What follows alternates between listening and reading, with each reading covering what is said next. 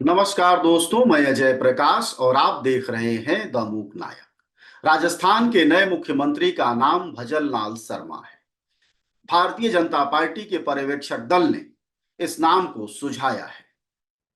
भजन लाल शर्मा की राजनीतिक यात्रा का क्या कोई रिश्ता छत्तीसगढ़ के चुने गए नए मुख्यमंत्री विष्णुदेव साय और मध्य प्रदेश के चुने गए नए मुख्यमंत्री मोहन यादव से है? इस बारे में बात करेंगे, लेकिन उससे पहले यह जान लेते हैं कि भजन लाल शर्मा की राजनीतिक यात्रा की शुरुआत छात्र राजनीति से हुई।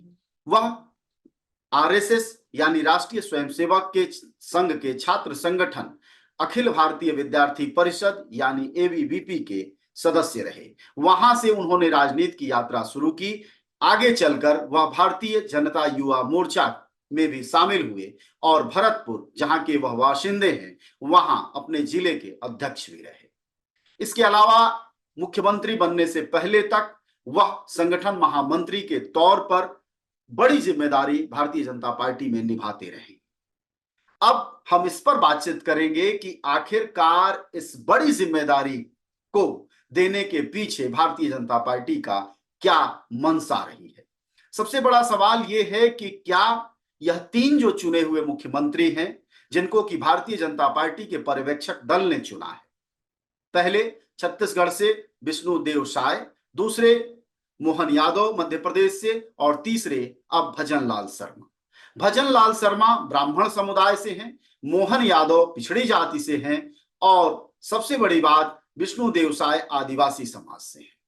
यह तीन अलग अलग समाजों और इस बीच इन तीनों राज्यों में दो दो उप मुख्यमंत्री भी हैं। राजस्थान की बात करें तो दलित समाज से और राजपूत समाज से एक एक उप मुख्यमंत्री भी मध्य प्रदेश में भाजपा ने दिया है। सवाल यह है कि इस तरह का जो जो प्रक्रिया बीजेपी चला रही है, उसके पीछे कारण क्या है। जो परिचय मैंने आपको राजनीतिक यात्रा का भजन लाल शर्मा का दिया है, करीब करीब वही परिचय विष्णुदेव साय का भी है और मोहन यादव का भी है। ये तीनों नए मुख्यमंत्री जिसको कि भारतीय जनता पार्टी के पर्यवेक्षक दलों ने चुना है, वो सभी के सभी भारतीय जनसंघ यानी नई आरएसएस से आते हैं। राष्ट्रीय स्वयंसेवक संघ में यह तीनों लोग नौजवानी अपनी जवानी के समय से सक्रिय रहे और उस सक्रियता का यह आज इन्हें फल मिला है।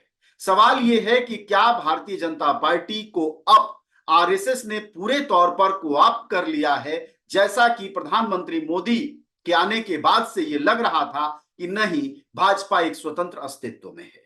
दूसरा सवाल यह भी है कि क्या यह तीनों नए मुख्यमंत्री और इसके अलावा उत्तराखंड के मुख्यमंत्री पुष्कर सिंह धामी का भी हूबहू इसी तरह का की राजनीतिक यात्रा रही है। यानी इस वक्त अगर हम बात करें तो भारतीय जनता पार्टी में संघ के कोटे से 4 मुख्यमंत्री यानी छत्तीसगढ़, मध्य प्रदेश, राजस्थान और उत्तराखंड, और यह चारों राज्य ऐसे हैं जो हिंदू बहुलता वाले राज्य हैं।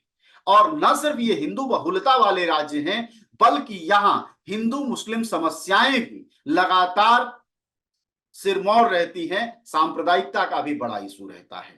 इसके साथ साथ यह चारों राज्य, खासकर 3 राज्य मध्य प्रदेश, राजस्थान और छत्तीसगढ़, ये तीनों राज्य पिछड़ी और दलित जातियों के भी बड़े हिस्सेदारी वाले राज्य हैं। ऐसे में इस तरह की जो बिसात भारतीय जनता पार्टी ने संघ के जरिए काट की है, यह एक चीज तो बहुत साफ दिखाई दे रही है कि यह जो चयन है भजन लाल शर्मा का, वह बहुत बारीकी से है। जो लोग भी यह सोच रहे हैं कि भजन लाल शर्मा यूं ही उठा के लाए गए हैं, उनको यह जानना चाहिए कि भजन लाल शर्मा को पहली बार सांगानेर सीट से लड़ाया गया।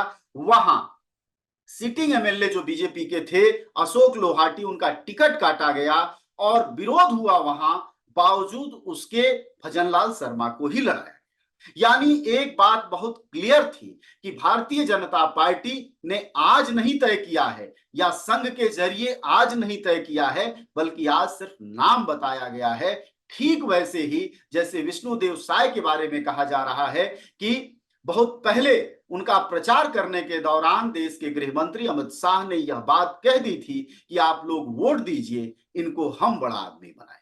यानी बड़े आदमी बनाने की जो प्रक्रिया है भारतीय जनता पार्टी में, यह लोकतांत्रिक प्रक्रिया है, कार्यकर्ताओं की ताकत है, या 2024 के तैयारी का यह मेगा प्लान है। यह आप सबके विश्लेषणों, आप सबकी समझदारी का हिस्सा है ही, लेकिन जानकारी का हिस्सा यह है कि यह तीनों मुख्यमंत्री संघ के खेमे से आते हैं, हिंदूवाद की लड़ाइयां लड़ते हैं, या भारत को हिंदू राष्ट्र बनाने के सपने को साकार करने वाले नए और ताकतवर सिपाही। इससे आप 2024 के चुनाव का सिनेरियो क्या होगा, 2024 में मुद्दे महत्वपूर्ण क्या होंगे, और सबसे बड़ी बात, किन केंद्रीय नारों के साथ भारतीय जनता पार्टी 2024 में जाने वाली है, यह सब कुछ बहुत साफ और क्लियर अब भजन लाल शर्मा के चुने जाने के बाद साफ हो गया है।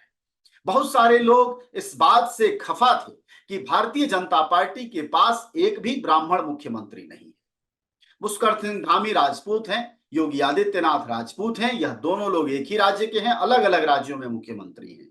पिछड़ी जाति के मुख्यमंत्री हैं भारतीय जनता पार्टी के पास, आदिवासी भी थे, लेकिन ब्राह्मण मुख्यमंत्री नहीं था, जो कि वोट का एक बड़ा प्रतिशत है। सिर्फ राजस्थान की बात करें तो करीब 7% ब्राह्मण राजस्थान में है। ऐसे में राजस्थान में दो और लोगों को उप मुख्यमंत्री बनाया गया, जिनमें से एक राजपूत उप मुख्यमंत्री बनाया गया और एक दलित उप मुख्यमंत्री बनाया गया। हालांकि उप मुख्यमंत्री का पद कोई संवैधानिक पद नहीं है, किसी अधिकार के दायरे का पद नहीं है, यह शुद्ध राजनीतिक पद है, जिसकी कि आजकल राजनीतिक प्रैक्टिस चल रही है। ऐसे में भजन लाल शर्मा का यह चयन बताता है कि भविष्य में भारत की राजनीति जातियों से आगे बीजेपी ले जाने को तरफ है।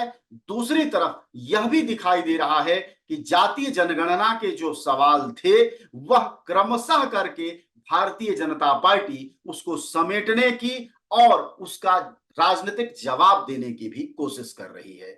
ऐसे में अब आप सबके सामने यह क्लियर है कि जो 3 राज्यों के मुख्यमंत्री हैं, उनकी बुनियाद अखिल भारतीय विद्यार्थी परिषद, भारतीय जनता युवा मोर्चा और उसके बाद भारतीय जनता पार्टी के संगठन में काम करने का है। यानी अब भारतीय जनता पार्टी पूर्ण रूप से विचारधारा की पार्टी बनती चली जा रही है। अब उसकी विचारधारा से आपकी सहमति हो असहमति हो, यह दिगर बात है, लेकिन कार्यकर्ताओं को तरजीह देना, संगठन में काम करने वाले बैक बेंचर्स को आगे ले आना और सही नेतृत्व को देना और पार्टी को मजबूत करना, इस तरफ बहुत साफ साफ भारतीय जनता पार्टी इन तीनों ही राज्यों की रणनीति में दिखाई दे रही है। अब भजन लाल शर्मा का चयन यह और ताकतपूर्वक बात कहता है कि ऐसा बिल्कुल भी नहीं है कि ऊपर से कोई पूछ किया जाता है, बल्कि जो साफ दिखाई दे रहा है कि कार्यकर्ताओं के चयन के जरिए यह सब कुछ संभव हो पाता है। शुक्रिया आप सबका, धन्यवाद। द मूक नायक जनवादी पत्रकारिता करता है। यह संविधान, लोकतंत्र और सामाजिक न्याय पर चलने वाला चैनल है। अगर आप भी चाहते हैं द मूक नायक हमेशा हाशिए पर खड़े लोगों की आवाज़ बुलंद करता रहे, बेजुबानों की पीड़ा दिखाता रहे, तो सपोर्ट कीजिए। सपोर्ट करने वाला लिंक आपको स्क्रीन पर दिखाई दे रहा होगा। साथ ही डिस्क्रिप्शन में जाकर भी आपको ये लिंक मिलेगा, जहाँ पर जाकर आप हमें सपोर्ट कर सकते हैं और हमारे काम को आगे बढ़ा सकते हैं।